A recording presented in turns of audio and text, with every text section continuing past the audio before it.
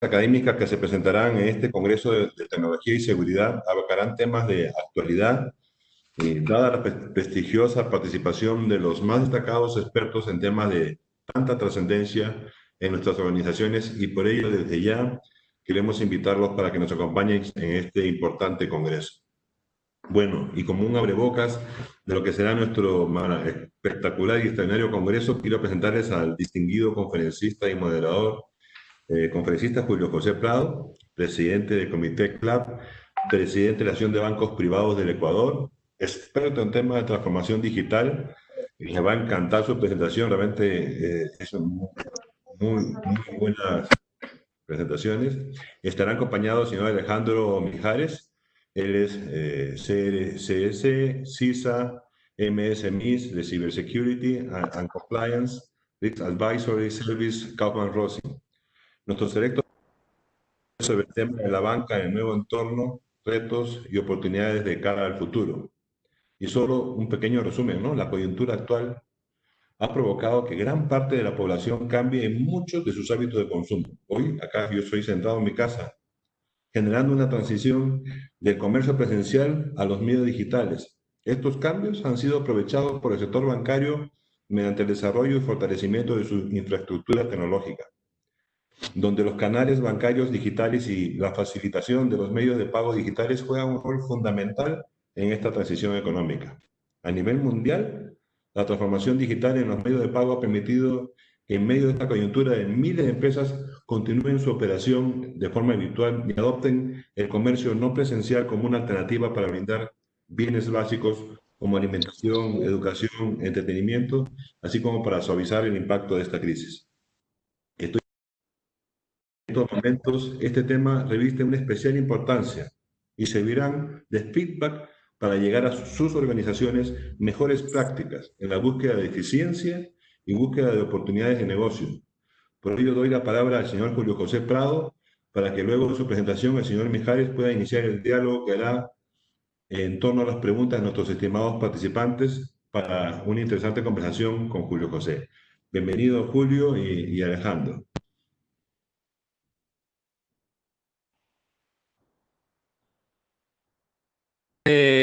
Giorgio, ¿me escuchas?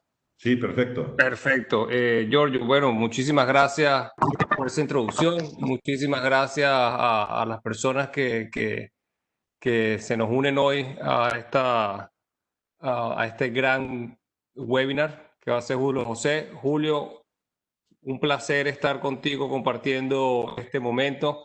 Mira, para seguir con la introducción de Giorgio, ¿qué tenemos, qué nos está trayendo esta pandemia?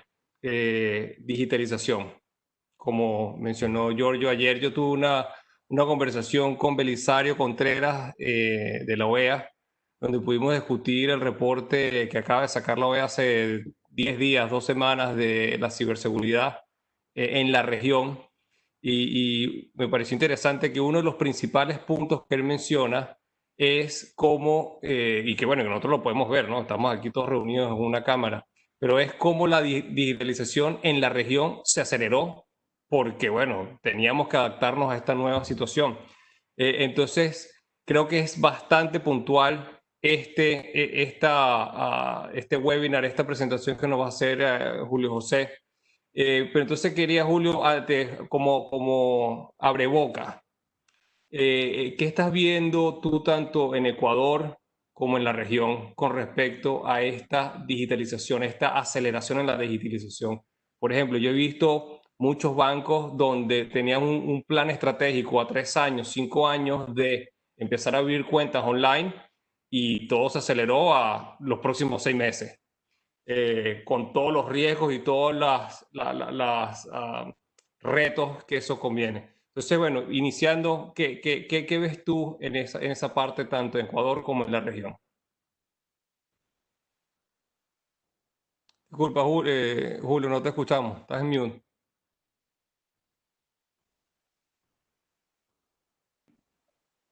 Sigue en mute. Aquí, Ahí está. Ahí ahí estás. está, ahí me Sí, escuchan.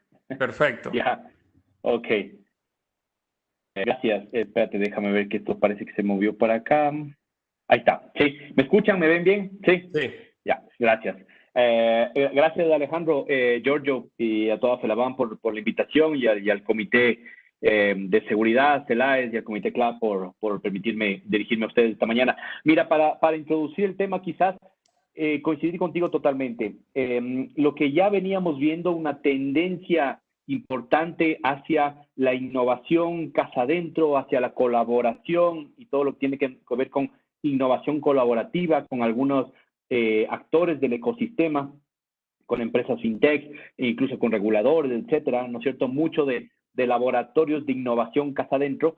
Todo eso, primero, se ha acelerado, y segundo, creo que hay una realidad muy clara de que finalmente se puede ver, y la ciudadanía de América Latina en general, en la mayoría de los países, se puede dar cuenta de lo que significa y del bien que hace el poder tener una banca digitalizada, una banca que está lista y que no necesitó de varios meses durante la pandemia para poner en práctica muchos de sus proyectos que ya lo venía cocinando, sino que los sistemas funcionaron y casi que se volvieron lo que queremos en un entorno como este, ¿no es cierto? Que sean invisibles, ¿no? Es decir, que no tenga que aparecer el banco físico, quizás incluso dentro de la relación con el cliente, sino que en este caso fue una relación invisible, digital, seamless, ¿no es cierto? Como se dice en inglés, es decir, que no tiene fricciones, que fluye en forma adecuada. Yo te diría que eso es el gran elemento interesante desde el punto de vista de esta gran macro tendencia, desde el punto de vista de la digitalización. Voy a comentar algunos otros después. Perfecto, Julio. Gracias y coincido contigo. Otra de las cosas que nosotros hemos podido notar en la región es, y me imagino que a lo mejor vas a hablar en tu presentación un poquito de eso, es la parte como... ¿Aló? ¿Me escuchan? Okay. Es como las sucursales también están desapareciendo. Aquí tenemos, en Estados Unidos puedes ver cómo las sucursales están desapareciendo medianamente rápido, y los reguladores están poniéndole un freno porque dice, bueno, ya va, poco a poco, ¿no? Tiene que ser, y no sé si la región, Latinoamérica, está preparada para que desaparezcan las sucursales. En varios de nuestros países tiene sitios muy remotos donde la gente todavía está acostumbrada a darle la cara al cajero y que ayúdame, necesito esto. Pero bueno, nada, la idea es escucharte, Julio, aprender un poquito de ti, y a medida que vayamos viendo esta presentación, lo que voy a tratar es de como dicen aquí en Estados Unidos, pick your brain, hacer un poquito de unas preguntas para poder sacar lo máximo de tu conocimiento y experiencia. Adelante. Excelente, Alejandro. Gracias nuevamente. Mira, yo voy a ir haciendo algunas pausas en la presentación, si te parece, y así damos un poco de espacio y de aire para que podamos ir conversando como lo estamos haciendo ahora. Creo que eso puede ser lo mejor. Entonces yo voy a ir haciendo algunas pausas y vemos si tienes alguna pregunta, y si no, sigo avanzando. ¿Te parece? Dale. Vamos así. Perfecto. Bueno, miren, a ver, lo primero es, fíjense el título de esta charla, ¿no? Quienes se hayan conectado a alguno de mis webinars en el último año, hicimos algún webinar a inicios del año, por ejemplo, y algún otro al final del año pasado, y puntualmente a inicios de este año, antes de toda esta locura del COVID y demás, ¿no es cierto? Planteábamos algunas tendencias de la banca, y quiero retomar esa presentación, pero agregarle todo lo que estamos viendo ahora de lo que está cambiando en medio de esta pandemia, ¿no es cierto? Y qué elementos hay que mantener de esa visión, y qué cosas ya no son válidas, o son mucho más rápidas, o son diferentes en algunos casos de lo que teníamos una visión simplemente hace 6 meses, ¿no? Entonces, esta es una presentación que está basada en todo esto que hemos venido viendo, y le he introducido estos elementos, que es lo que decíamos hace pocos meses y lo que cambia con el COVID, ¿ya? Y esto evidentemente está abierto a discusión. Esto lo estamos armando mientras lo vemos, ¿no? Pero creo que va a ser relevante ver con ustedes. Entonces, comencemos con una visión realista y objetiva de la situación. Yo creo que hay que regresar a entender lo que estamos viviendo ahora en coyuntura, y tratar de proyectarnos hacia este futuro cercano y futuro inmediato que vamos a ir viendo. Y lo primero es, claro, estas cifras que antes eran una proyección, ¿no es cierto?, ratificada por la Fed y otros organismos para la economía de Estados Unidos, por ejemplo, ¿no?, de que uno veía esto y yo cuando recién vi este dato decía, no, esto tiene que estar mal, no puede ser que la economía de Estados Unidos se caiga en el segundo trimestre en menos 30%. Yo decía, esto tiene que estar mal, ojalá que se hayan equivocado los amigos de la Fed, ¿no? Y resulta que no solo que no se equivocaron, sino que fue peor. Los datos oficiales publicados hace 2 semanas nos dan a entender que el segundo trimestre la caída de Estados Unidos está en alrededor del menos 32, menos 33%. Es decir, se superó esta estimación de caída tan fuerte que teníamos. Esto hace que el segundo trimestre, este que acabamos de vivir hace poco, es sin duda uno de los trimestres de peor desempeño de la economía global, incluso peor que algunos trimestres de la Gran Depresión de los años 30. En el agregado, el 2020 no va a ser tan malo como la Gran Depresión, ¿no es cierto? No va a durar tanto esta recesión, esperemos, ¿no es cierto? Como no va a ser una Gran Depresión nuevamente, pero sí va a ser puntualmente estos meses que estamos viviendo de los peores históricos que hemos tenido. Y quizás otro dato, solo para demostrarles lo que acaba de salir, hoy en la mañana le acabo de agregar esta lámina hace poco, Inglaterra, ¿no es cierto?, ya en recesión, pero fíjense la caída también de Inglaterra, menos 20%, ¿no? Entonces, y esto es importante desde el punto de vista bancario, porque obviamente tenemos los dos grandes hubs, digamos, del mundo. Habría que ver qué pasa con algunos hubs financieros y de innovación financiera en el Asia, ¿no? Seguramente van a tener también caídas, quizás no tan fuertes como estas, pero Estados Unidos menos 30, menos 32, Inglaterra menos 20 en el segundo trimestre. De América Latina todavía no tenemos datos del segundo trimestre, pero ya tenemos algunas estimaciones y estas estimaciones son las más recientes del FMI para algunos países de América Latina, incluido también le he puesto acá a Estados Unidos, ¿no? Entonces, fíjense ustedes, vamos a comenzar por los que más van a decrecer. Increíblemente, uno ve, por ejemplo, una economía muy robusta como la de Perú, ¿no? Tiene una estimación que para muchos de nosotros del lado económico nos suena exagerada, pero bueno, esa es la cifra que está manejando el FMI, prácticamente menos 14% de decrecimiento para Perú, lo cual significa que el segundo trimestre que ha sido tan malo, ¿no?, seguramente va a tener un desempeño históricamente bajo estas economías. Por ahí está mi país, el Ecuador, ¿no es cierto? También una caída muy fuerte, pero además sin un mecanismo de política monetaria, porque estamos dolarizados y no hay dinero ni en el gobierno ni en el Banco Central. Básicamente el que está aguantando este shock es el sistema financiero.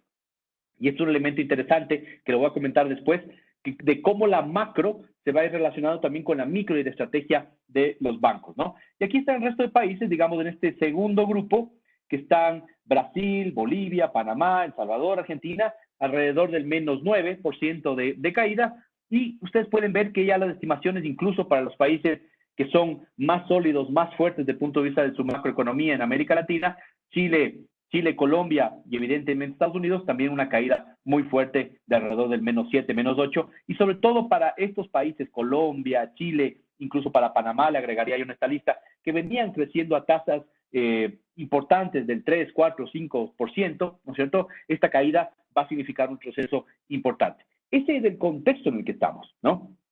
Y este contexto hay que sopesarlo y hay que entenderlo también desde el punto de vista de la innovación. Porque uno dice, oye, se me está quemando la casa y tú me pides que yo siga enfocando en el tema de innovación, digitalización, etcétera, que es una apuesta que siempre es para largo plazo. Bueno, esa apuesta ya no es para largo plazo. Esa apuesta es para la subsistencia misma de las operaciones del día a día del sistema bancario. Entonces, la innovación, la digitalización, que era concebida como un tema en el cual yo iré viendo el retorno de mi inversión, ¿no es cierto?, en innovación, en digitalización, la iré viendo a lo largo del tiempo, se ha convertido en un tema en el cual lo veo ahora inmediatamente en cuestión de mes a mes. Si no tengo abiertas mis sucursales bancarias, si cada vez tengo menos capacidad de atender físicamente a mis clientes, y esto va a durar al menos hasta final de este año, ¿no es cierto?, en el mejor de los casos, pues tengo que tener todos los canales digitales para poder seguir haciendo un negocio bancario adecuado. Y aquí hay dos elementos, ¿no es cierto? Una cosa es la continuidad misma del negocio, es decir, una estrategia, podemos llamarla más defensiva, más reactiva, ¿no es cierto?, ante esta crisis, de poder tratar de mantener la operación del día a día, el desembolso de créditos, la parte de la cobranza, la digitalización, la revisión de todos los temas a través de cuentas online, etcétera. Pues el otro tema, y es en el que tenemos que trabajar muy fuertemente durante este semestre, y lo que estamos comenzando a ver en la banca de América Latina, es que hay que comenzar a crear productos para esta nuevo normal. Productos ya no solamente para mantener la normalidad de las transacciones y que no se siente este cambio de lo físico a lo digital o de lo digital a lo físico, sino que podamos avanzar en forma adecuada hacia mantener ese ritmo y hacerle crecer después a todo el tema digital. Ya les voy a enseñar algunas estadísticas después que son importantes. Y quiero ir cerrando esta parte rápida sobre el entorno macro y tratar de dar una perspectiva. Este es un grafiquito tomado de McKinsey, ¿sí? Esto lo publicaron hace poco en una de sus redes sociales y tienen un estudio muy completo sobre este tema, que es un estudio muy amplio, pero aquí, fíjense ustedes, esto es lo que me interesa que ustedes vean, ¿no? Tiene eje vertical en el cual estamos viendo la efectividad de la política pública relacionada con la salud, es decir, qué tan buena es y puede ser muy mala o puede ser más buena, ¿no? Entonces es el eje vertical. Y tenemos un eje horizontal en el cual vemos la efectividad de la política económica. Entonces, el eje vertical tenemos la política de salud y el eje horizontal tenemos la política económica. Y en base a eso, lo que hace McKinsey, que me parece muy sano en este entorno, que es hacer escenarios, es ver dónde vamos a estar probablemente y que cada ciudad, cada país, cada región pueda comenzar a entender hacia dónde camina todo esto. En el mejor de los casos, no sé si ustedes coinciden conmigo o no, la generalización para América Latina es complicada, pero yo creo que nos vamos a comportar alrededor de estos escenarios, van a estar varios países de América Latina. En el nivel medio, en términos de su salud pública, ¿no? Y en el nivel medio, a nivel de su intervención de política pública, ¿no? De la capacidad de la política macroeconómica, de la política fiscal, monetaria, para intervenir en un momento como este, ¿sí? Otros países, por ejemplo, tienen una capacidad de intervenir muy fuerte, lo que hemos visto en Estados Unidos, lo que hemos visto en Europa, y a pesar de esa capacidad muy fuerte de intervenir, de meterle históricamente plata a la economía a través de expansión de los balances de los bancos centrales, pues hemos tenido estas caídas que hemos visto. En mi país, por ejemplo, en el Ecuador, nos vamos acercando a algo que está más parecido al escenario B1 o B4, digamos, ¿no? Y creo que algunos de otros países de América Latina, ya cada uno hará su análisis, no quiero entrar yo en detalles ahora, pueden estarse moviendo hacia ese escenario que también estamos viendo en el Ecuador, en el cual la efectividad de la política pública de salud no es la mejor, no estamos tan bien preparados en términos de cama, respuesta, etcétera y demás, y eso creo que lo estamos viendo incluso en algunas economías grandes de América Latina, sin ninguna duda que es lo que está pasando, y podemos movernos hacia algunos de estos dos. Creo que el mejor escenario para América Latina va a ser este escenario A1, es decir, una caída fuerte y una recuperación con algunos escalones, pero una especie de recuperación.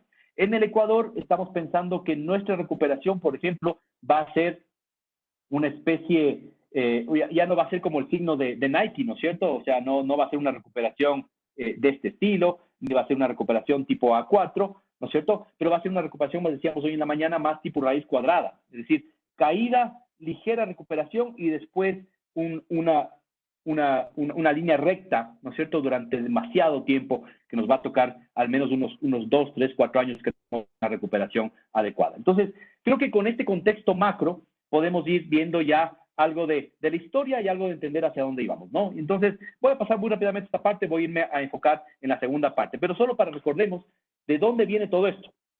La revolución de las fintech, etcétera y demás, inicia en los años 50 y simplemente creemos nosotros que esto venía, que es nuevo, ¿no es cierto?, que es un tema de hace 5 años, que es un tema solamente de Facebook, de Google, de etcétera, de los GAFA, y sin embargo, ya la primera ola de la revolución, según por este estudio que está disponible online del año 2019, es cuando aparecen los cajeros automáticos, ¿no? Y en los cajeros automáticos ya en ese momento uno decía, eso es lo que va a disrumpir la banca, eso es lo que va a hacer que sea el fin de la banca tradicional.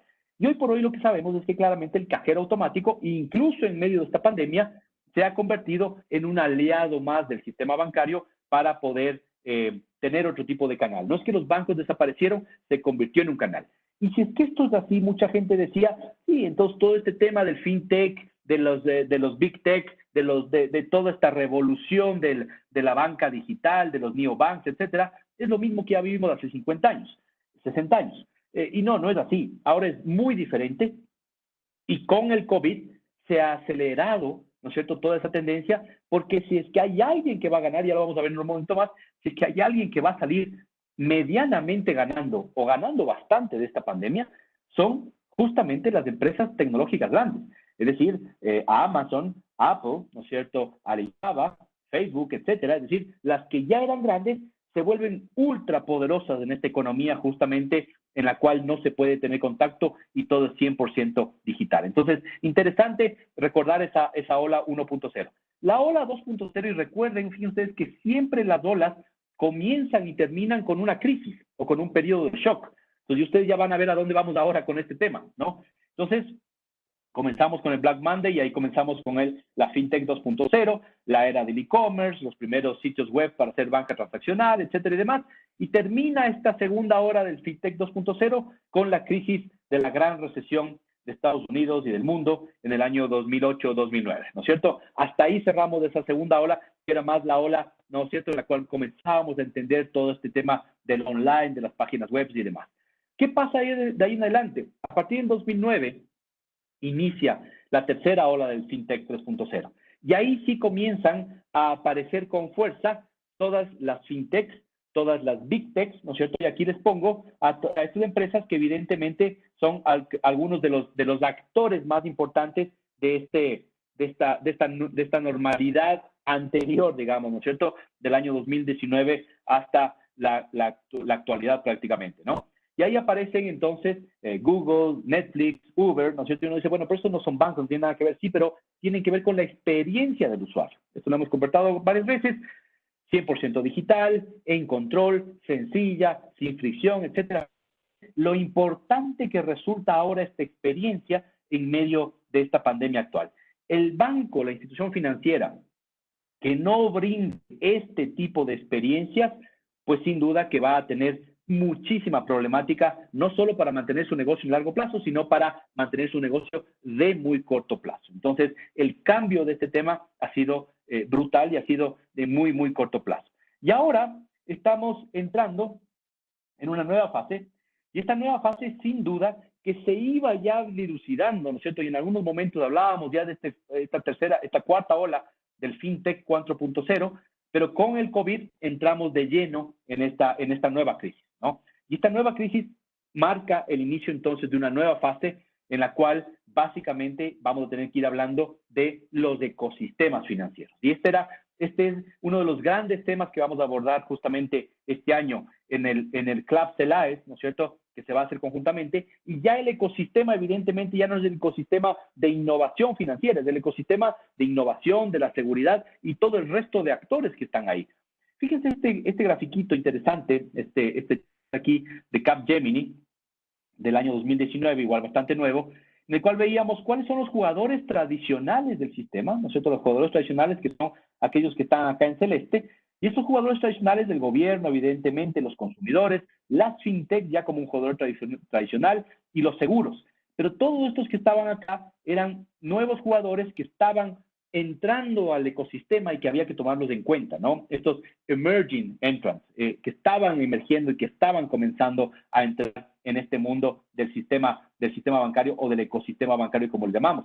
Yo diría que, si ustedes, los neobanks, los challenger banks, definitivamente se van a volver más fuertes, interesante. Los big techs son los grandes ganadores de esta crisis global, entonces van a salir fortalecidos y la confianza seguramente en esos actores va a hacer que se fortalezcan. Y después el mundo de los agregadores, yo diría que aquí es donde tenemos que ponerle mucha atención en los próximos meses, porque todas las cadenas relacionadas también con pagos, ¿no es cierto? Todo el tema de Uber Eats, Rappi en Colombia y no sé cuáles más tengamos en el resto de América Latina, son empresas que han logrado posicionarse muy bien en el nivel de transacciones y sin duda que están queriendo escalar a nivel de ser agregadores de pago, agregadores de transacciones, y no descartamos que en algunos momentos estos agregadores quieran pasar a hacer algo más, ¿no es cierto? Un challenger bank, un neobank o alguna cosa en el mundo financiero. Entonces, comenzar a entender que en este mundo actual somos parte de un ecosistema que se ha potenciado y que tiene estos actores que ya no son nuevos, sino que se han fortalecido en medio de todo este tema. Yo les mostraba en alguna de las charlas del año pasado este grafiquito también en el cual hay 4 etapas del tema de la madurez del punto de vista de la innovación que están haciendo los bancos. Adicional, ¿no es cierto?, la fase 1, en la cual ya hay pocos bancos en América Latina, en el mundo, que se mantienen en esa fase de un banco tradicional, o han migrado ya exitosamente al número 2, y eso nos demuestra también lo que ha sucedido en medio de esta pandemia. Pero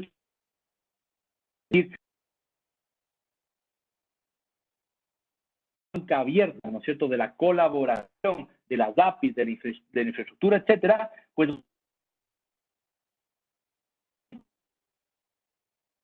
OpenX, cualquiera de estas nomenclaturas que se están comenzando a utilizar, tienen que ver con cómo pasamos, ¿no?, de la economía de la producción o del producto a la economía de las experiencias, ¿no? Entonces, tremendamente importante entender que ese es un cambio esencial. Por hoy no hay nada más importante en este mundo del COVID que la experiencia, ¿no? Se ha reforzado este tema, la experiencia en la familia, la experiencia de cómo estamos atravesando, y la gente está muy sensible a todos estos temas, y sin duda que es algo que vamos a tener que enfocarlo con mucha más fuerza adelante. El cambio también de lo que tiene que ver con desde los activos a la data. La data es tremendamente importante, y con más transacciones digitales hay mucha más data que antes, y los bancos tienen que aprovechar esa data. Y creo que es ahí donde no estamos terminando de aprovechar suficientemente bien esa data, por temas regulatorios, por temas de seguridad, por temas de falta de capacidad interna de análisis de datos, pero creo que ahí tenemos que trabajar muy fuertemente. El tema de la colaboración, que son estos dos, ya no eres dueño de las cosas, haces un acceso compartido y pasas de tú hacer todo casa adentro a compartir y a colaborar. Y esto creo que es un tema tremendamente importante dentro de lo que estamos viendo en estos cambios de tendencias del COVID, que es la colaboración, el partnership, ¿no es cierto?, con diferentes actores. No se puede hacer todo uno solo, es tremendamente complicado. Ahora, fíjense ustedes, Capgemini actualiza su análisis del año pasado, este ya es del 2020, también está disponible online, y dice que en qué están, digamos, teniendo más complicaciones los bancos para hacer su innovación in-house. Fíjense ustedes, y aquí son respuestas múltiples, ¿no? 73% le culpa a la insuficiente presupuesto, un insuficiente budget, ¿no es cierto? 57% a la incapacidad de manejar proyectos en forma ágil. 56% a que hay prioridades, digamos, en el negocio. Y evidentemente, en medio de la pandemia, puede haber bancos y puede haber alta gerencia. El tema de la innovación no es lo más importante, ponlo en el congelador. Creemos que esto definitivamente, cualquiera de estos elementos, es un error, ¿no? Es un error no seguirle destinando en medio de la emergencia, en medio de la pandemia, la fuerza suficiente a las áreas de innovación, de digitalización, porque esto es lo que se va a mantener ya como una nueva norma. Ya no es un departamento satélite, un tema que es un nice to have, es algo que es absolutamente necesario comenzar a trabajarlo y entenderlo. Algunas reflexiones hasta acá, y después hago una pequeña pausa para ver si tienes alguna pregunta, ¿sí? Algunas reflexiones pre-COVID y post-COVID. Primero, el modelo de negocio. Yo les decía en las charlas, incluso lo discutimos el año pasado en la asamblea de FELABAN en Miami.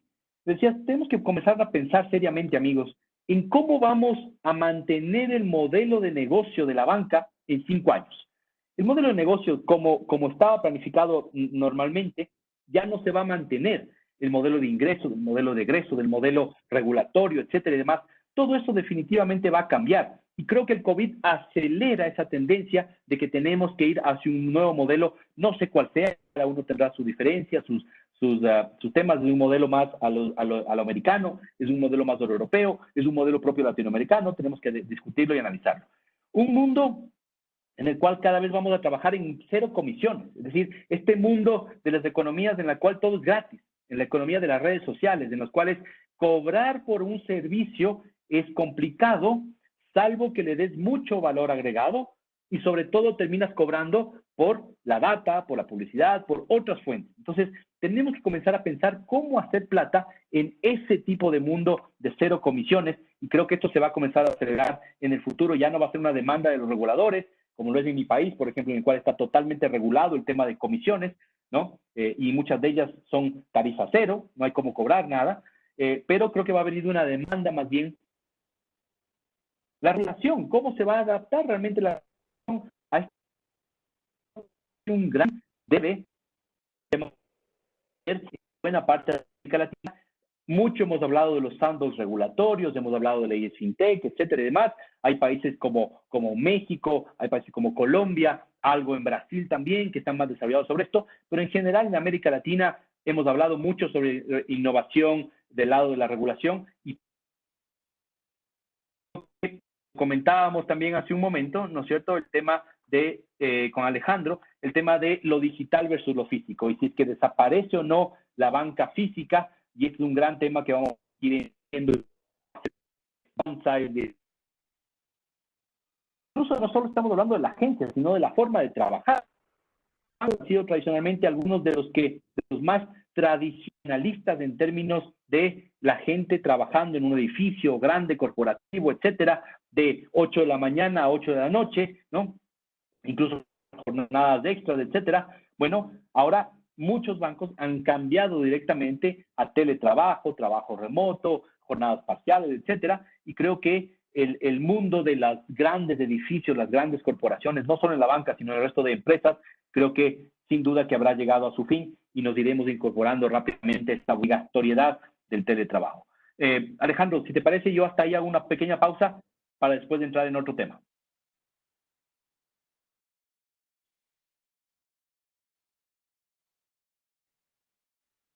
Fantástica, esto es interesantísimo. La parte de la innovación, ¿qué va a pasar? Estamos en un momento donde es un punto de inflexión en todos los ámbitos. Y entonces, basado en eso, quiero hacerte una pregunta, ya que hablaste de los neobanks, los bancos neo, las empresas digitales. Hace una semana salió un artículo donde Google entró en un partnership, tú que mencionaste la colaboración, con 6 bancos aquí americanos para desarrollar, o bueno, está desarrollado, pero para sacar la banca en línea de Google en el 2021, ¿no? Esto es una representación absoluta de lo que tú acabas de mencionar, tanto la colaboración como los neobanks, como las empresas tecnológicas. Entonces, mi pregunta ahí es, cuando se trata de aplicar, déjame reformularlo, ¿crees que los bancos en Latinoamérica están preparados a nivel de infraestructura, a nivel de procesos, a nivel de controles, para entrar en un partnership con una compañía como Google, por ejemplo? Excelente pregunta, Alejandro. Mira, respuesta.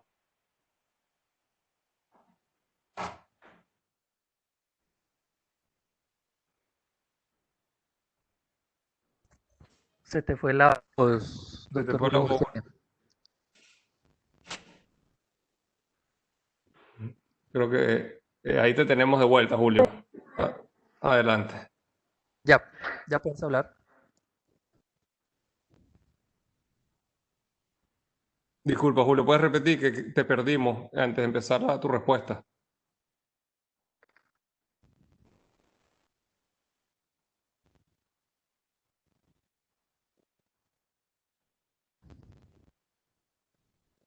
Julio, ¿nos escuchas? ¿Ahí nos escuchas? Se te fue el audio, Julio. Ese fue la-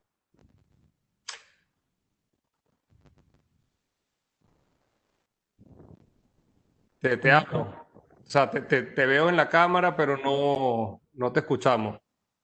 El audio no se te fue.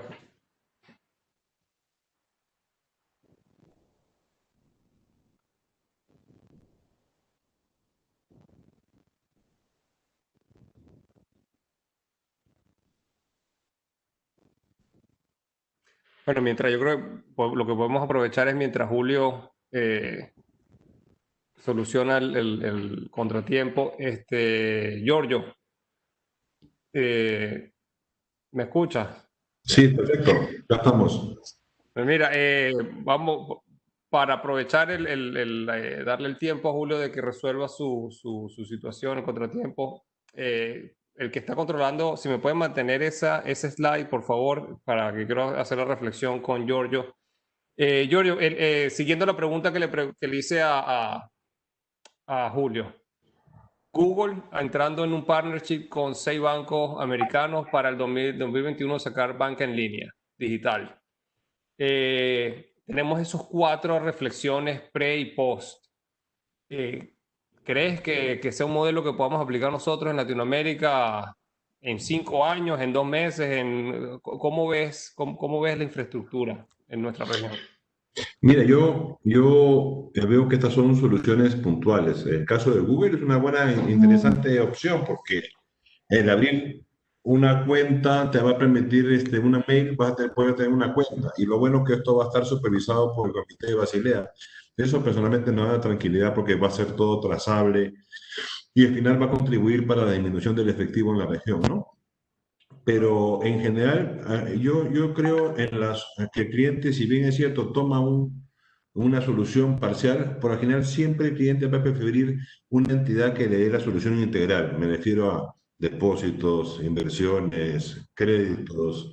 O sea porque hoy día hay muchas especializaciones en hacer la transferencia, en conseguir un depósito, en hacer la compra-venta o un crédito especialmente, ¿no? Pero al final la gente no tiene tiempo para estar en 20 plataformas y lo que busca es una solución que le solucione todo el problema, ¿no?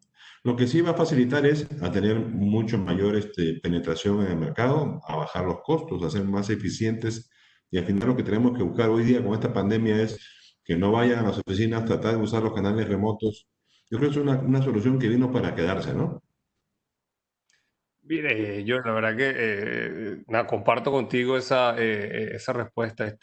Creo que, como dicen, no, bueno, no se va a ir, llegó para quedarse, está cambiando el mundo. Entiendo, comparto contigo lo de que los usuarios no quieren 20 plataformas, uno no quiere ya 20 sucursales para hacer tres transacciones. Sin embargo, me llama la atención, o bueno, me llama la atención, no. Déjame preguntarte a ti, en Felabán, en la región, en FIBA, hemos empezado, hace ya 3, 4, 5 años, se empezó con un término bancarización, ¿ok? Buscar llegar a más gentes que no estaban en el sistema.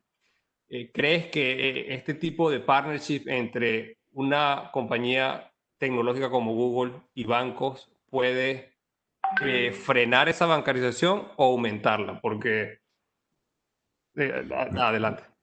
No, yo creo que al final todas las soluciones son para aumentar, sobre todo los que más se van a beneficiar aquí son los bancos transnacionales, ¿no? Los que tienen su establecimiento, creo yo, en múltiples países. Imagínense ustedes, pues, Google que tendrá, pues, no sé, pongo un número, 1.000 millones de cuentas de correos y que esas se puedan convertir en una cuenta para hacer una transferencia.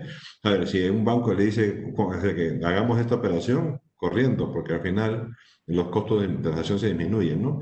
El problema que tenemos es que aquí hay un tema de fondo, ¿no? Hay un tema hay que cuidar la trazabilidad, hay un tema de lavado de activos, hay un tema de corrupción que cada vez está más grande. Entonces, es muy importante que haya una trazabilidad de la operación, no importa. O sea, que aquí bajamos costos, tenemos más acceso, va a haber más uso. Hoy día sin Google hemos crecido muchísimo en esta pandemia como nunca hemos logrado crecer muchísimo en la penetración en mercados no presenciales. Y al final la banca se dedicó pues a tratar de que la gente haga sus transacciones vía remota, vía internet, vía cajeros, a no uso de efectivo, que la gente a veces le gusta ir al cajero a sacar la plata y comprar, no. Si va con el cajero al final o hace transferencias, es mejor, ¿no? Pero yo voy aquí, el tema de que esto sea supervisado es vital. Google, ¿quién lo supervisa? ¿Qué país? ¿Qué normas estándares, qué estándares tiene para el uso? Hay un tema ahí que todavía falta trabajar, ¿no? ¿Sabes que te me adelantaste, Giorgio, con esa respuesta? Porque ahí quería ir yo también. Dice, bueno, aquí en Estados Unidos tenemos el FED, tenemos el OCC, tenemos el FDIC. ¿Quién va a agarrar a Google? ¿Quién en verdad los va a regular? Y la verdad que está interesante. Yo me imagino, o sea, no he leído algo donde me diga, mira, va a ser bajo este organismo, pero me imagino que debería estar regulado por uno de los grandes, porque hay que tratar a Google como uno de los grandes. De hecho, de los 6 bancos que se le están uniendo a Google, yo consideraría a 3 bancos grandes de aquí y otros 3 un poquito más pequeños. Pero no, de acuerdo contigo 100%. Giorgio, ahora estamos yendo hacia ese mundo, ¿no? Claramente. acelerado por la pandemia. Lo que está trayendo cosas buenas, cosas interesantes a años futuros, pero todavía hay un porcentaje importante en la región, uno, sin acceso a Internet, sin acceso a tecnología básica.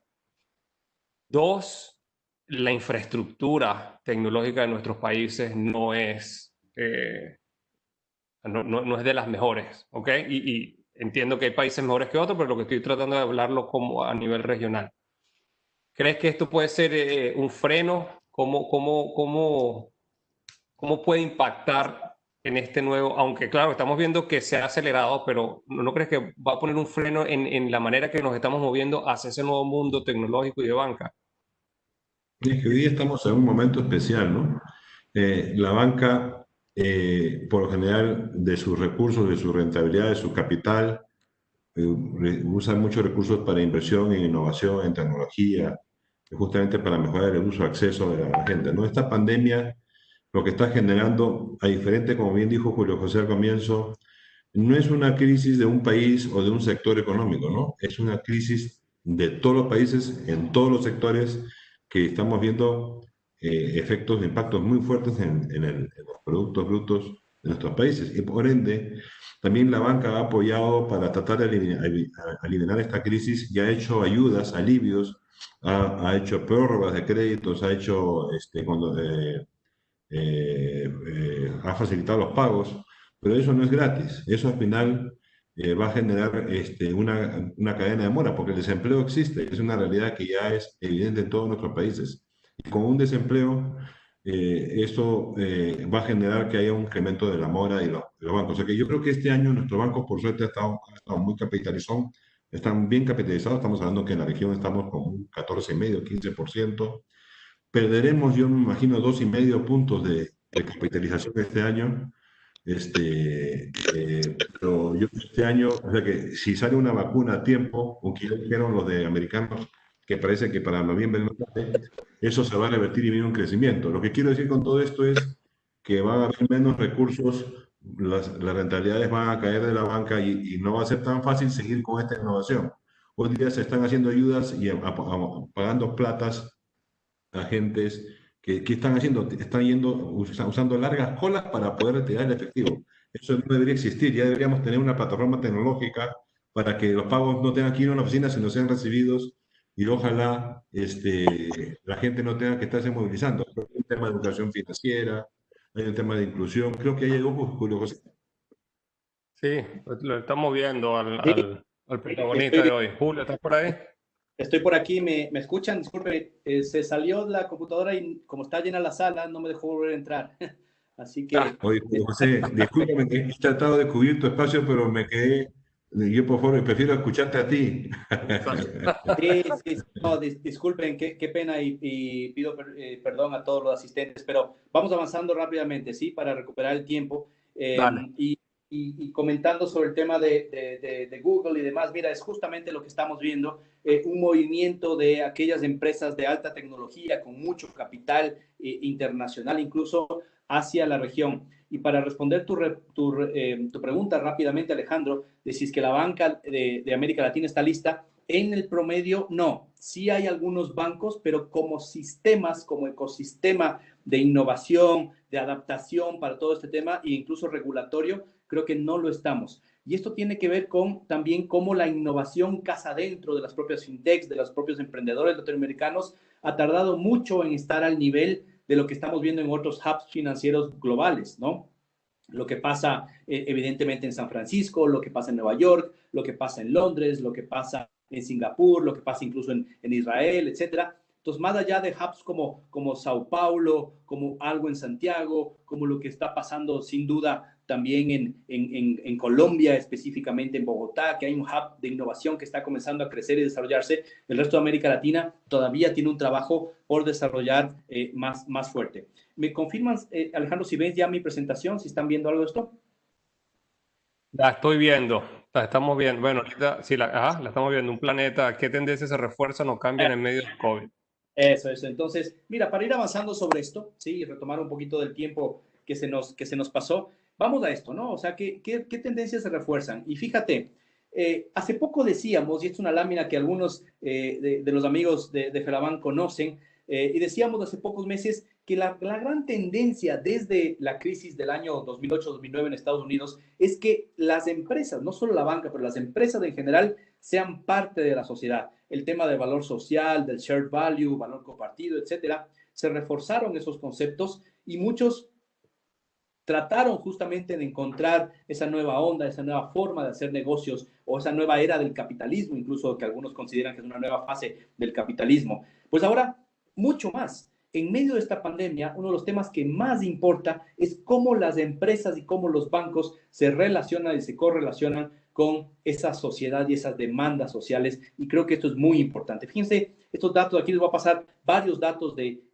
estudios.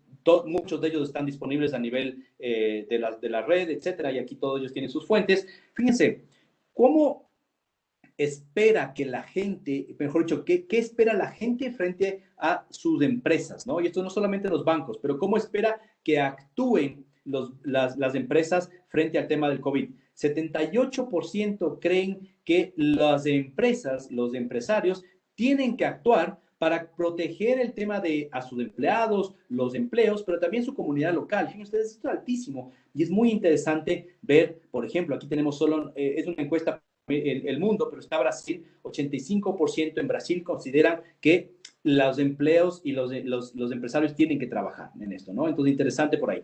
Otro elemento que siempre hemos discutido, el tema de la ética, ¿no? La ética como diferencial, como ventaja competitiva, decíamos en varios momentos, y uno de los grandes escándalos que salió recientemente y que evidentemente nos salpicó a buena parte del sistema financiero en América Latina, los famosos o infames también, temas relacionados con los Panama Papers, etcétera y demás, que ahora ha pasado un poquito y ha pasado a segundo plano, pero siempre quedó la idea de la banca ética, de la transparencia, etcétera y demás, que evidentemente es un tema que tenemos que irlo repensando y recompensando. Pero interesantemente, el nivel de confianza en los bancos resulta que es alto, ¿no? Entonces, yo he encontrado varias encuestas de esta. Les tengo una acá que bueno, que tiene un nivel de confianza que simplemente representa una encuesta hecha online, pero una encuesta que ustedes pueden encontrar que es interesante, ¿no? Entonces, hecho por Deposit Accounts, ¿no? Que es una firma que analiza todos estos temas en los Estados Unidos. Y dice, ¿cuál es el nivel de confianza que tiene la gente en los bancos o en el gobierno? Evidentemente en el gobierno de los Estados Unidos, ¿no? Entonces, confía mucho, dice acá, ¿no? Confía mucho, dice el 40% confía mucho en los bancos versus un 27% que dice que confía mucho en el gobierno. Qué interesante. Que confía un poco, ¿no? Confía un poco. 38-37, ¿ok? Hay un nivel medio. Pero interesante, sobre todo, la primera de confía mucho, ¿no? Y después, bueno, en realidad no confía, ¿no? Don't really trust, 20% versus 12% en los bancos. Entonces, creo que esta pequeña estadística nos demuestra algo interesante. Aquí hay una encuesta más grande, una encuesta hecha por Accenture, ¿no es cierto? Hecha, fíjense ustedes, muy nueva, en abril del año 2020, ya en medio de la pandemia, y nos dice acá, ¿qué opinan los consumidores en general frente a sus bancos y qué opinan las pymes, las pequeñas y medianas empresas, ¿no? Entonces, fíjense ustedes, confío igual que antes, vamos a ver esta línea del medio primero, confío igual que antes en mi banco, lo que dicen los consumidores generales, dicen, o las personas, ¿no? Dicen 68% en Estados Unidos, 83% en Inglaterra, 70% en Italia, 63% en Brasil. Pero confía más, ¿no? Sí hay una proporción interesante, sobre todo si medimos el caso de Brasil, que puede ser un referente interesante para América Latina. Y mucho más si vemos las empresas, ¿no es cierto? Las pequeñas y medianas empresas dicen, confío más ahora en mi banco, un 39% en el caso de Brasil, 28% en el caso de Estados Unidos y quizás bastante menos en el caso de Inglaterra, que será un tema más particular sobre esto. Entonces, los bancos no han perdido capacidad de reputación, capacidad de mantener la confianza del público, sino que más bien han ganado algo de esa confianza del público y esto es interesante en medio de esta pandemia, ¿no? Otro elemento esencial, les decía siempre, no nos olvidemos que atrás de la computadora, atrás del tema de la línea telefónica, del teléfono, de la pantalla, de lo que sea, hay una persona, ¿no? Y entonces decíamos el human touch, ¿no es cierto? Y había una paradoja. mientras más digital nos volvemos, mientras más online se vuelve todo, más importante se vuelve el enganche humano. Yo creo que esta es la esencia de lo que tienen que pensar los bancos y las empresas en general, pero esto es para los bancos, es cómo logro todavía ese enganche de las personas, ese enganche emocional con el producto, con el servicio bancario, en un momento en el cual ya no le puedo ver a las personas a la cara, no le puedo topar, no le puedo ver, no le puedo sentir, ¿no es cierto? Y esto es muy importante porque la banca sigue teniendo un rol fundamental, no solo en el rol tradicional de movilizar liquidez de un lado hacia de los que tienen excedente de liquidez hacia aquellos que lo requieren liquidez, ¿no es cierto? Las empresas, las familias y demás, sino que además tienen un rol hoy, sobre todo en América Latina, en los temas bancarios, de estabilidad, de amortiguar la crisis, de aguantar el golpe de una crisis que además no ha sido creada por el sistema bancario, ¿no? Entonces, aquí hay varias estadísticas interesantes, ¿no es cierto?, de cuáles son las implicaciones de los cambios. Les voy a pasar a este gráfico para ir a otro tema que me parece más relevante en estos últimos minutos de la charla. Creo que esto resume también muy bien, Alejandro, Giorgio, lo que estamos viendo en América Latina. Es una innovación tremendamente pragmática, ¿no? Antes pensábamos en los grandes laboratorios de innovación, en tratar de crear el último producto que va a hacer disrupción, que va a ser el siguiente gran unicornio, le llamaban en este tema, en la jerga de innovación. Pues nada de eso. Lo que nos interesa es básicamente trabajar sobre cosas que resuelvan los problemas de la gente. Y el problema de la gente es cómo no voy al banco para evitar contagiarme, cómo hago para depositar un cheque, por ejemplo, en algunos casos sin tener que ir a la agencia, cómo hago para los adultos mayores, los abuelitos, etcétera, que son una población de mucho riesgo, cómo hago para crear temas relacionados con inclusión financiera y educación financiera para esa parte de la población.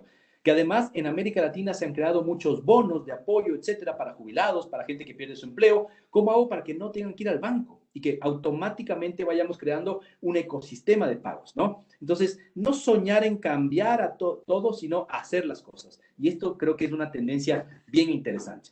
Otro elemento adicional es, siempre hablábamos de si es que realmente en América Latina el consumidor es un consumidor que es averso a la tecnología, o realmente no es eso, no es que el consumidor sea averso a la tecnología, no le gusta la tecnología, sino que no hemos diseñado productos pensados en el consumidor suficientemente bien. Y el consumidor latinoamericano, porque no es lo mismo adoptar tecnología de Estados Unidos, de Europa, Asia o cualquier otro hub internacional a la comunidad latinoamericana, al consumidor latinoamericano. Y eso es lo que estamos viendo, que ahora salen muchos más productos creados desde América Latina y es interesante. Aquí abordo el tema que tú decías, Alejandro. Creo que este va a ser uno de los grandes cambios que vamos a ver de aquí en adelante, quizás un poquito más lento en América Latina, pero va a venir. Y antes decíamos, la agencia no desaparece, la agencia se convierte en esta especie de agencia cafetería, ¿no? Que lo vemos en muchas partes ya de América Latina, con el concepto que inició en Santiago de Chile, ¿no? Pero que ahora los vemos en muchas otras zonas de América Latina y del mundo, y en el Ecuador sin duda que vimos de esto, pero incluso esas agencias repensadas desde el punto de vista de un segmento, de un target, ya no van a ser tan fáciles de seguirlas manteniendo y vamos a tener que repensar esto en el futuro. Y me gusta este gráfico, miren ustedes, este es un gráfico también interesante de Capgemini, ¿no? De abril del año 2020, entonces muy nueva, muy metida también en el tema del COVID. Y dice, ¿cuál es la frecuencia de uso de algunos canales, ¿no es cierto?, en medio de esta pandemia, ¿no? Entonces, fíjense ustedes, el tema de las agencias bancarias, ¿no? Entonces, aquí tenemos antes del COVID, durante el análisis de lo que fue este momento, al menos en ese momento abril, y lo que se espera después del COVID, ¿no? Entonces tenemos que antes del COVID 22%, cae al 15% y se espera que regrese a un nivel similar a lo que había antes, ¿no? En los ATMs, fíjense ustedes, cae y esperamos que vuelva a regresar a un nivel similar. Pero ¿cuáles son los que crecen y solo crecen? Evidentemente las apps de los bancos móviles, los sitios web, el internet banking, etcétera, y también, evidentemente, todo lo que tiene que ver con procesamiento de bots, los chatbots, etcétera, y demás. Interesante ver que incluso aquellos elementos que son físicos, como los ATMs y las agencias bancarias, si bien no es que crecen mucho, tampoco es que tenemos al menos una tendencia a que desaparezcan, como lo que estamos viendo acá. Uno esperaría que estas vayan desapareciendo, ¿no, Alejandro? Como decíamos antes, o que los ATMs también tienden a desaparecer. No, más bien, al menos con esta encuesta de Capgemini, vemos que no es tanto así. Otro elemento importante es las fintechs.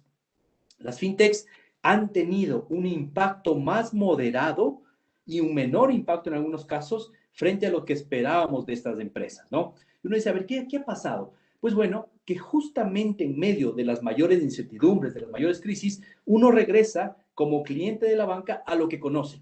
Y si bien las fintechs, en algunos casos de las big techs, no lo están haciendo mal, lo que conoces es tu banco. Lo que conoces es cómo reacciona tu banco en medio de una crisis. Y eso es lo que vas a lo seguro. Y por eso es que vemos que mucho de la reputación que estaba en duda, que estaba contradicha, complicada en el sistema bancario, las crisis recurrentes, etcétera y demás, más bien hemos visto que los depósitos en América Latina crecen, la cantidad de cuentas abiertas crecen. Y esto es porque la gente saca dinero incluso del colchón, ¿no es cierto?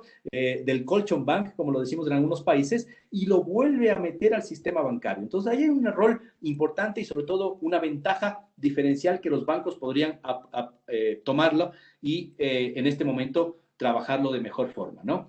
Siempre pensar en los temas de inteligencia artificial versus inteligencia emocional. Creo que aquí la palabra emocional es la clave. No se trata de resolver todo por la vía digital, todo por la vía de la no presencia. Tenemos que encontrar, como decía antes, ese enganche emocional que es absolutamente importante. Y fíjense esto, siempre hemos criticado mucho si es que realmente estamos haciendo CX, decíamos Customer Experience, o en realidad estamos solo hablando de Customer Experience. Y creo que hay mucho de eso en todas las industrias y sin duda también en la industria bancaria de bancos que hablan mucho de Customer Experience, pero al final del día no resuelven los problemas del día a día de los consumidores y tenemos que encontrar la forma de solucionarlos porque, fíjense esta estadística, en un grupo de edad, esto es Capgemini otra vez, ¿no? En un grupo de edad de gente de 18 a 45 años, les preguntan qué tan probable es que usted pruebe otros productos, ¿no es cierto?, en medio de esta crisis, ¿no? Y que los continúe usando después de esta crisis.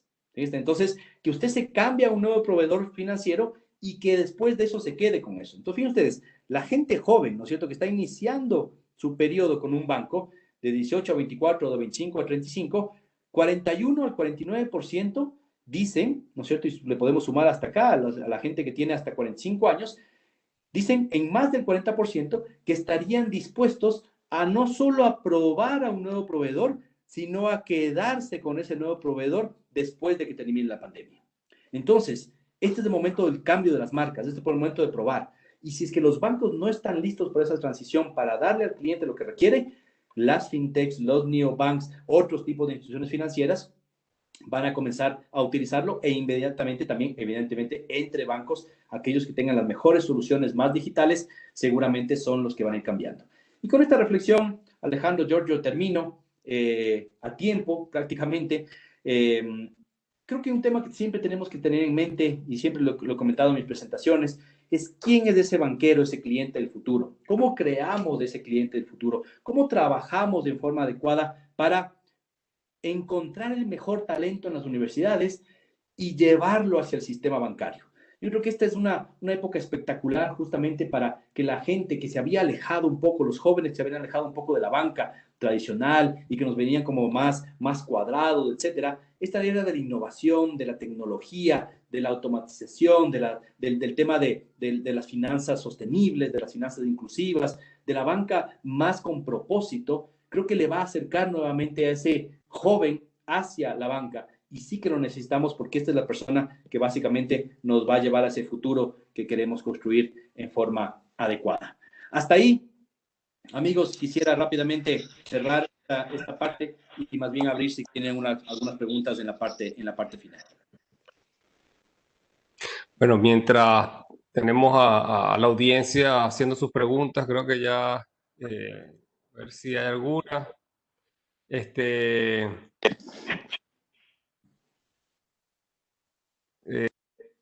Julio José, gracias por la presentación. Siempre es un gusto escucharte y la verdad que este es un tema súper interesante.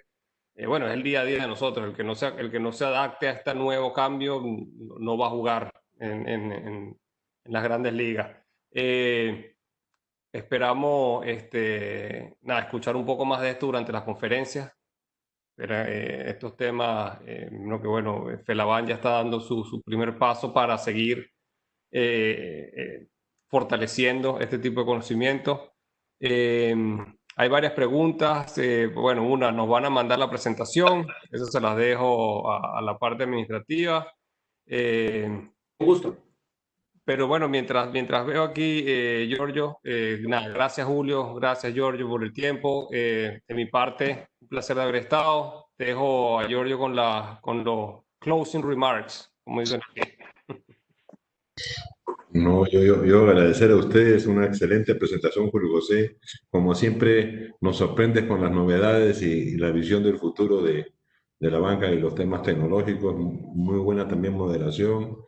Oye, yo espero que a todos los participantes les haya gustado. Yo no sé si ya se acabó el tiempo, porque veo varias manos levantadas que quieren hacer preguntas.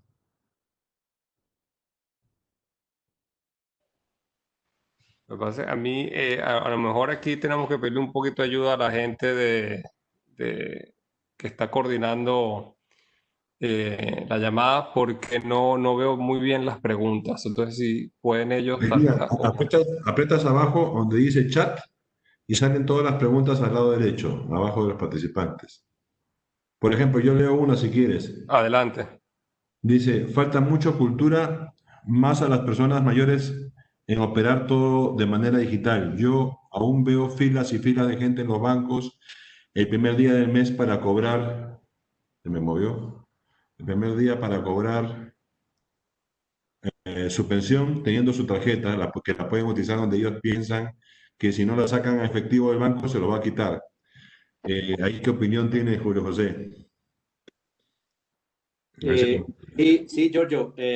Mira, yo creo que uno de los grandes retos de América Latina, de los gobiernos y del sistema bancario, es el tema de reducir el uso de efectivo.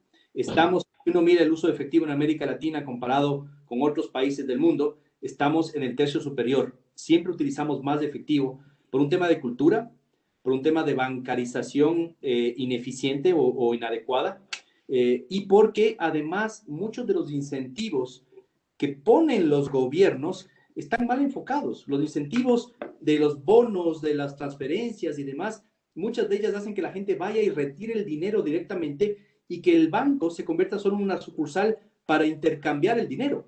Esto nos pasa en muchos países y ahí es donde hay que trabajar muy fuertemente para poder resolver ese problema, ¿no? Y ahí tenemos que, por ejemplo, justo lo mencionaba yo, es una oportunidad ahora porque como se están haciendo transferencias en dinero para que la gente pueda comprar, sobrevivir, bonos sociales, bonos de ayuda solidaria, etcétera, pues todo eso tiene que ser a través de tarjetas, a través de chips, a través de teléfonos, para que la gente no haga esas filas en las sucursales bancarias. Me parece que ese es un tema esencial.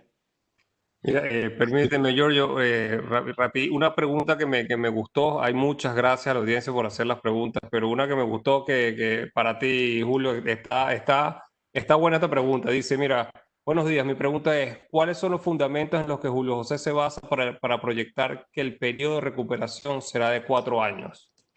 Respuesta corta. Sí, respuesta cortísima. Ese comentario lo hice para el Ecuador, ¿no? No dije 3 años, dije entre 2 y 3 años. Y creo que en base a las variables de lo que nosotros estamos viendo en mi país, que son muy complicadas, no hay cómo hacer política monetaria, no hay recursos locales para enfrentar la crisis, vamos a estar con una recuperación muy lenta, ¿no es cierto? Y recién vamos a retornar a niveles pre-crisis, consideramos nosotros, y es un consenso entre varios economistas, alrededor de 3 años. Creo que en América Latina va a ser muy diferente, hay países que están mejor preparados y la caída va a ser muy fuerte y la recuperación también va a ser una recuperación más de estilo una V, un poquito más amplia, ¿no? Pero creo que todavía tenemos demasiada incertidumbre en el entorno como para saber exactamente cómo reaccionar. Por eso yo les pongo ese grafiquito, ¿no? De McKinsey, que me parece que lo que arma es de escenarios y cada uno verá cuáles son los más adecuados para su entorno. Gracias, Julio José. Bueno, de mi parte, un placer. Gracias por la invitación. Giorgio, te cedo la palabra. Sí, yo les veo acá varias preguntas más, pero con gusto, amigos, me contactan por redes sociales, que es lo más fácil, ¿no es cierto? LinkedIn, si quieren, o a través de cualquiera de ellas, ¿no es cierto? Incluido Instagram, si lo utilizan, y yo con gusto interactúo con ustedes y les mando incluso los links a las presentaciones que tengo y a las fuentes, digamos, que he utilizado en esta presentación. Así que con todo gusto por ese lado, sí. Gracias, George. Bueno, no, gracias a ustedes, a todos. Hemos tenido más de 200 participantes, o sea que hay muchas preguntas que quedan aquí que se las vamos a pasar a Julio José.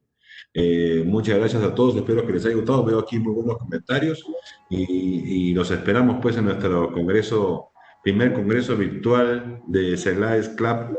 O sea que va a estar, vamos a innovar, o sea que nos vemos allá también. ¿Ah? Un fuerte abrazo, que tengan todos un muy buen día. Bueno, y con muchísimo gusto mañana les estaremos enviando vía correo electrónico la presentación para que puedan tenerla todos los asistentes. Muchas gracias a todos por su participación. Gracias, Julio José, gracias, Alejandro, y excelente webinar. El primero de algunos más que tendremos. Muchas gracias. Gracias a todos. Un fuerte abrazo virtual a todos.